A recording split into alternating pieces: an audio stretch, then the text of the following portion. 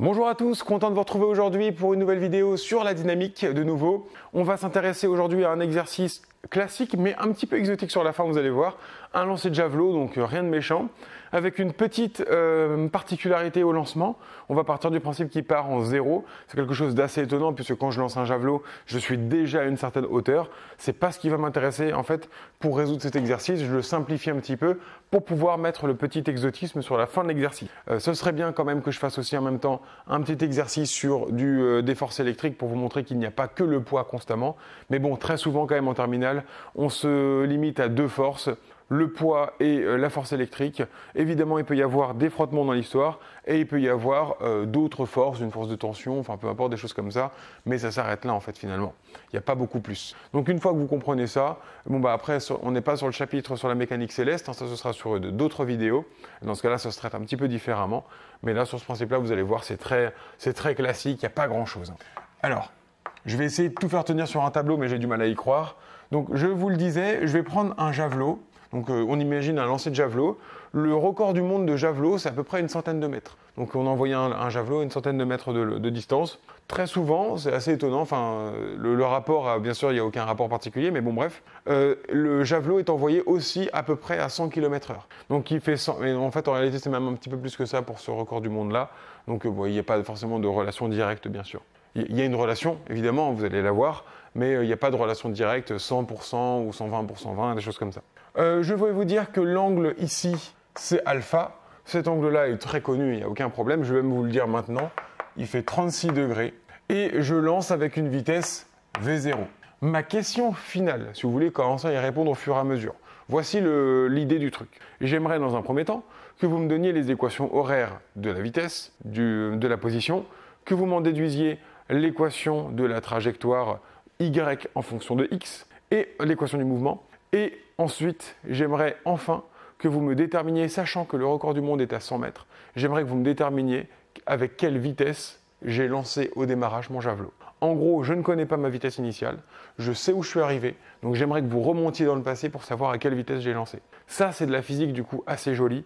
Pourquoi c'est assez joli? Parce qu'on est capable de revenir à des situations, on ne sait pas ce qui s'est passé au début, mais sachant que je connais la fin, je peux en déduire ce qui s'est passé au début. Vous imaginez bien, on est capable de faire l'inverse. Sachant que je connais le début, je peux en déduire la fin. La bonne nouvelle en dynamique, c'est que c'est un film que vous pouvez mettre dans le sens que vous voulez. Dans tous les cas, de toute façon, une fois que vous avez les équations, vous êtes capable de le résoudre dans tous les sens possibles. Alors, donc, j'ai ça, bien évidemment, l'objet, le javelot, donc on n'oublie pas, on définit ça de façon très propre. Je vais le faire quand même une fois dans un exercice. Je le ferai pas à chaque fois parce que c'est long pour pas grand-chose. Mais attention, il faut absolument le faire sur votre copie. Donc, on a fait notre schéma. On représente les forces. Alors là, il n'y en a pas 36, il n'y a que le poids. Faites attention, méfiez-vous s'il vous plaît.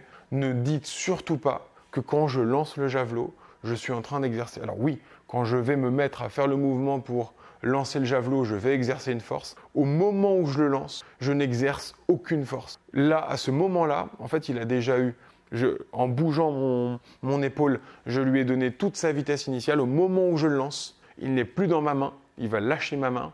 Donc, je n'exerce plus de force. Il n'existe pas de force ici comme ceci, là, d'accord, qui serait dans la direction de V0. Non, c'est une vitesse seulement. Faites super attention à ça. En début de chapitre, souvent, on a tendance à croire que, par exemple, si je lance mon verre comme ceci, donc là, j'exerce une force, j'exerce une force, j'exerce une force, j'exerce une force, mais ça ne m'intéresse pas. Ce n'est pas le mouvement que j'étudie. Moi, je l'étudie au moment où je le lâche. Et au moment où je le lâche, il n'est plus sur ma main. S'il n'est plus dans ma main, je n'exerce plus de force dessus. Pourtant, il va bouger. Il n'y a pas besoin d'avoir de force pour bouger. Il y a juste besoin d'avoir une vitesse initiale. Vous l'avez compris. Si j'étais dans l'espace sans aucune gravité, en lançant un objet comme ceci, il continuerait à l'infini dans cette direction-là. Principe d'inertie. Tout système isolé, donc, qui ne subit par définition aucune force, est soit immobile, soit en mouvement rectiligne uniforme. Donc si je lance dans une direction comme ça, il va continuer à l'infini comme ceci. Bien évidemment, ce n'est pas ce qui va se passer, on s'en doute bien. Je vais avoir une parabole. Pourquoi une parabole? À cause d'une force qui est le poids, qui rappelle constamment à la Terre l'objet vers elle. Donc une fois que vous avez ça, donc on définit le système. Le système, c'est le système javelot. Deux masses, petit m. Grand M, peu importe, on s'en fiche. Deux masses, petit m. On l'étudie. Alors on l'étudie comment? On l'étudie dans quel référentiel? Là, clairement, on est dans le référentiel terrestre. On n'est pas dans un géocentrique, on n'est pas dans un héliocentrique. puisque j'étudie ça finalement sur le gazon, enfin peu importe dans le stade dans lequel on fait ça. Ce stade est à la surface de la Terre, j'étudie donc dans le référentiel terrestre. On l'étudie dans le référentiel terrestre. Ce référentiel, il va être supposé galiléen, c'est extrêmement important. Je ferai une vidéo dédiée sur les référentiels galiléens dans la foulée. En fait, il faut bien comprendre quelque chose. Pour faire simple, un référentiel galiléen, c'est un référentiel dans lequel vous n'avez pas deux forces qui vont apparaître. C'est des forces un peu fictives, la force centrifuge et la force de Coriolis. Ces deux forces-là, j'en reparlerai. En l'occurrence, en fait, vous pouvez considérer qu'un système n'est pas galiléen, un référentiel est galiléen, à partir du moment où, en fait, finalement, il y a peu de rotation pendant le temps de l'expérience. En l'occurrence, la Terre tourne sur elle-même extrêmement lentement, en fait, quand on y repense. Et je vous en reparlerai dans la vidéo dédiée. Donc, extrêmement lentement par rapport à la durée de l'expérience. Lancer un javelot, ça prend quoi? Quelques secondes à tout casser. En quelques secondes, la Terre n'a pas eu le temps de beaucoup tourner. Donc, on peut considérer sa rotation comme nulle. Donc, je peux considérer qu'il n'y a ni force d'inertie, ni force de Coriolis. Donc, supposé galiléen. Bon, je sais qu'en terminale, de toute façon, la mécanique non galiléenne n'est pas au programme. Donc à la fin, vous vous dites, bon bah oui, il est supposé galiléen tout le temps de toute façon. Mais c'est bien quand même de comprendre pourquoi c'est galiléen. Plus vous comprenez les hypothèses des systèmes, plus vous comprenez finement la physique. Notamment, c'est extrêmement important pour le chapitre de thermodynamique où vous allez avoir besoin de parfaitement comprendre les hypothèses, sinon vous allez appliquer les choses n'importe comment. Donc, on l'étudie dans le référentiel terrestre supposé galiléen. Appliquons la seconde loi de Newton dans ce référentiel. Donc, la somme des forces extérieures qui s'exercent sur mon système est égale à la masse de mon système multipliée par son accélération, tout simplement. Voilà. Une fois que j'ai ça, je peux aller un petit peu plus loin. Une fois que j'ai ça, et je ne l'ai pas fait comme ça dans l'exercice sur les glissements, j'avais déjà commencé par faire les projections. Si vous voulez, pour vous mettre en confiance, le jour d'un examen, donc du bac par exemple, commencez à écrire ça parce que ça c'est quasiment du par cœur, c'est une petite poésie. Donc ça vous met un petit peu en confiance, le schéma n'est pas très dur à faire, ça c'est pas dur à faire non plus. Voilà, et une fois que vous êtes un petit peu en confiance, vous êtes rentré un petit peu dans l'exercice, là vous faites vos projections. Mais c'est de toute façon essentiel de faire quoi qu'il arrive, à partir de maintenant, vos projections, si vous ne les aviez pas faites avant. Alors là, il n'y a pas 36 trucs à projeter, en plus c'est une bonne nouvelle. Je suis sur une base XY, hein, bien sûr, comme d'habitude. Donc le poids, alors là c'est super facile parce que le poids il est que vertical, donc il n'a pas de composante sur X, et donc évidemment je n'ai qu'une composante sur Y qui est égale à sa norme. La bonne nouvelle c'est que la norme du poids on la connaît, c'est M fois G. On fait très attention au signe, le signe n'est pas donné là en l'occurrence pour l'instant, donc il faut que je le déduise. Je vois que P va vers le bas, or Y va vers le haut, donc moins MG. Pour V0, c'est exactement le même principe. Rappelez-vous de la méthode de la vidéo sur comment trouver facilement les projections de vos vecteurs. Eh bien, vous regardez alpha. Alpha est défini par rapport à x. Donc, comme il est collé à x, collé cosinus, on commence par mettre la norme du vecteur. On fait ensuite cosinus alpha, sinus alpha. On regarde les signes. V0 va vers le haut et va vers la droite, or X va vers la droite, Y va vers le haut, tout va bien, plus plus. Voilà, j'ai rien de plus à dire, il n'y a pas de frottement, donc terminé, c'est gagné. Donc une fois qu'on en est là, on particularise notre expression, notre seconde loi de Newton, à notre cas précis. J'ai donc P est égal à MA. Une fois que j'ai ça, j'ai une équation vectorielle, je ne peux pas résoudre ça comme ça, il va falloir que je projette sur X et sur Y. Donc sur X, qu'est-ce que j'ai? Eh bien, pas grand-chose, P sur X, il vaut 0. J'ai donc 0 égale MA X, et sur Y, qu'est-ce que j'ai? J'ai moins MG, moins MG égale MA Y. Une fois que vous en êtes là, donc là vous avez un système de deux équations, deux inconnues, AX, AY, on peut résoudre évidemment sans problème. Une fois que j'en suis là, je vois une première chose, donc là je vais pouvoir barrer ça ici, je vais pouvoir barrer les M ici, je vois une première chose, c'est rien de plus qu'une chute libre, mon exemple de mon cas ici notamment. En fait, comme il n'y a que le poids qui s'exerce, c'est une chute libre. Et quand on a une chute libre, comme vous le savez, la chute ne dépend pas de la masse. Donc le javelot pourrait faire 200 kg, ça ne changerait absolument rien. Vous pourriez me dire, oui, enfin quand même, 200 kg, je vais avoir peut-être du mal à le lancer. Oui, c'est vrai. Mais si votre javelot, vous lui donnez, donc il a une masse de 200 kg, vous arrivez à lui communiquer cette vitesse V0, il fera la même chose qu'un javelot qui fait 300 grammes par exemple, je ne sais pas combien ça pèse, mais voilà le principe. Alors évidemment, ça c'est en supposant qu'il n'y a pas de frottement, d'accord? Et sachant qu'a priori, il n'y a quand même pas beaucoup de frottement avec un javelot, on en discutera à la fin de l'exercice. Donc ici, une fois que j'en suis là, bon, l'accélération, ça ne m'intéresse pas tant que ça. Moi, je voudrais au minimum la vitesse et au mieux la position en fonction du temps, puisque c'était ce qui m'était demandé dans l'exercice. Comment on fait ça? Eh bien, il va falloir primitiver. Parce que comme vous le savez, vous savez que l'accélération, c'est la dérivée de la vitesse par rapport au temps. Donc, il va simplement falloir primitiver tout ça. Donc, j'ai réécrit, j'ai effacé un petit peu pour pouvoir faire un petit peu de place là, dans l'histoire. Parce que je ne suis pas sûr d'arriver au bout en ayant tout fait. Donc, donc comme c'est une chute libre, ma masse n'intervient pas. J'ai donc des accélérations qui sont là ici nulles, mais l'accélération en Y qui ne dépend que de l'intensité de la pesanteur. On voit donc évidemment que ce genre d'expérience, ce genre de lancer de javelot sur la Lune ne donnerait donc pas du tout le même résultat, bien sûr. Alors une fois que j'ai ça, eh bien, il va falloir que je remonte un petit peu dans le passé, parce que si je connais mon accélération, eh bien, je vais pouvoir en déterminer ma vitesse, et si j'ai ma vitesse, je vais pouvoir déterminer ma position. Et en fait, c'est finalement ça qui m'intéresse, puisque moi, ce que je sais, c'est où est-ce que je suis arrivé. Donc je ne sais pas quelle était mon accélération, je ne sais pas particulièrement quelle était ma vitesse non plus, donc il va me falloir ma position. Alors pour ça, c'est très facile, puisque en fait, vous savez que l'accélération, c'est rien d'autre que la variation temporelle de la vitesse. En fait, c'est la dérivée de la vitesse par rapport au temps, donc qui est égale à 0 bien sûr.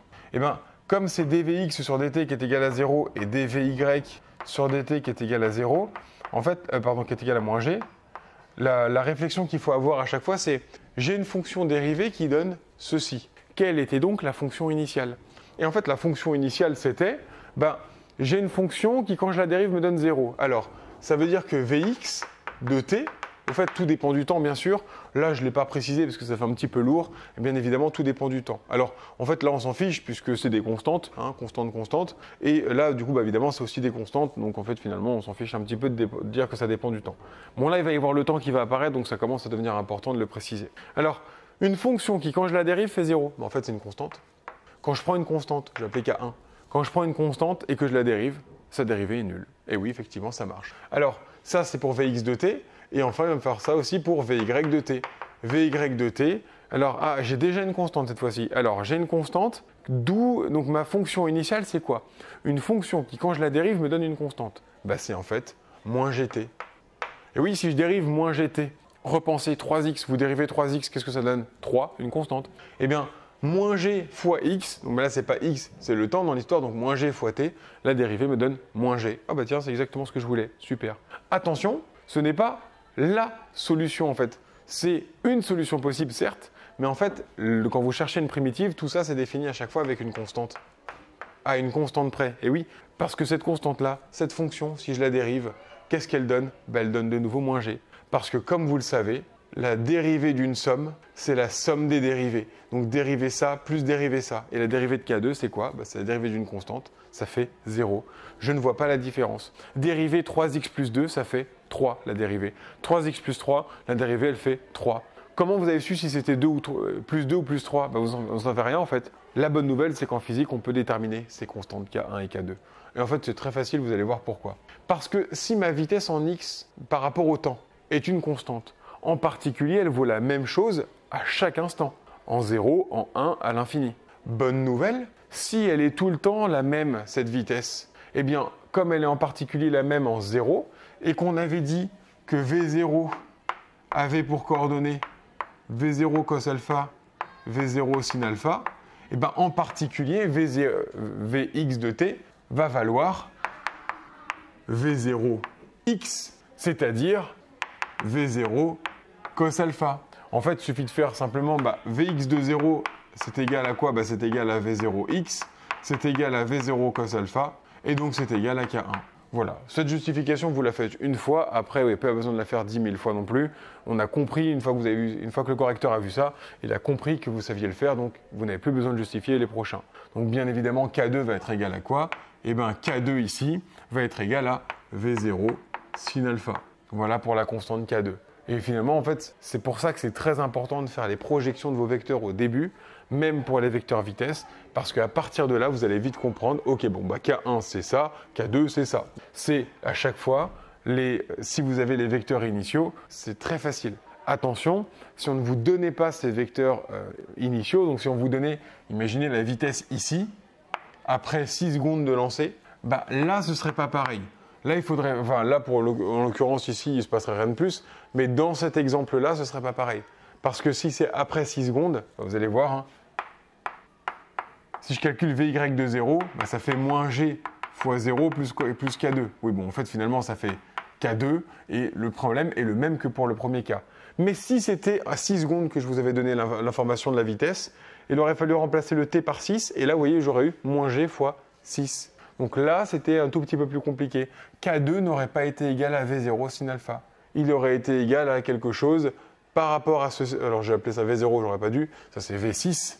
Eh bien, il aurait été égal à quelque chose en rapport avec V6 et, bien évidemment, G fois 6. Et la bonne nouvelle, c'est que de toute façon, K2, quoi qu'il arrive, hein, vaut V0 sin alpha. Si je vous donne le vecteur initial vitesse, quoi qu'il arrive, mon V0x, donc mon K2, sera égal à V0y. Obligatoirement, j'ai pas le choix.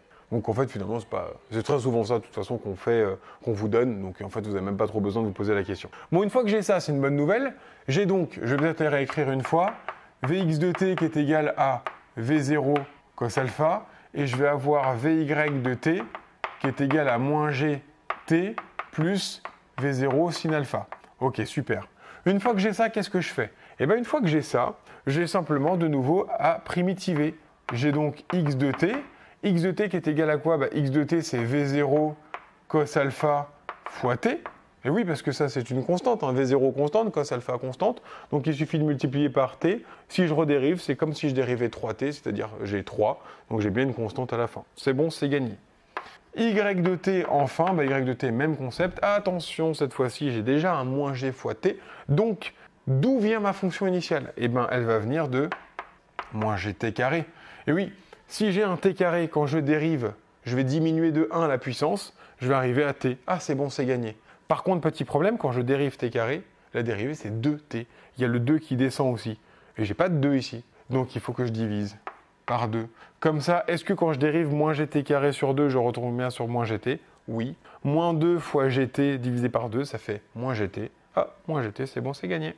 Ici, même combat, V0 sin alpha t. Bien évidemment, dans les deux cas, vous ne vous arrêtez surtout pas là. Vous n'oubliez pas de rajouter K3 et K4. N'oubliez pas qu'une primitive est toujours définie à une constante près. Bonne nouvelle, ces constantes ici sont nulles. Pourquoi elles sont nulles? Elles sont nulles parce que je pars de 0, 0. Je suis initialement à l'origine.